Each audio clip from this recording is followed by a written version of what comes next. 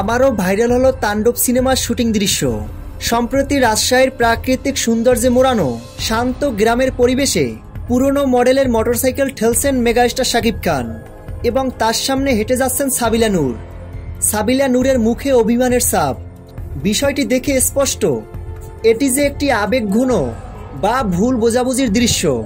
সাদা পাঞ্জাবি এবং জিন্স প্যান্টে মেগাস্টার শাকিব খানকে দুর্দান্ত লাগছে। গ্রামের একজন সাধারণ যুবকের দৃশ্যে মেগাস্টার শাকিব খানকে একদম পুরোপুরি মানিয়ে গেছে। পাশাপাশি সাবিলা নূরের লুক এক্সপ্রেশন দেখে বোঝাই যাচ্ছে সাবিলা নূরের ক্যারেক্টার দৃঢ়, আবেগপ্রবণ ও রাগী। তাণ্ডব সিনেমার এই ভিডিওটি দেখে বলা যায় তাণ্ডব সিনেমাটি এবার বিশাল বড় চমক নিয়ে আসতে চলছেন পরিচালক রায়হান রাফির সিনেমা মানেই নতুন কিছু। তো ভিউয়ার্স, তাণ্ডব সিনেমা শুটিং ভিডিওটি আপনাদের কাছে কেমন লেগেছে ভিডিওর নিচে কমেন্ট বক্সে কমেন্ট করে জানিয়ে দিন।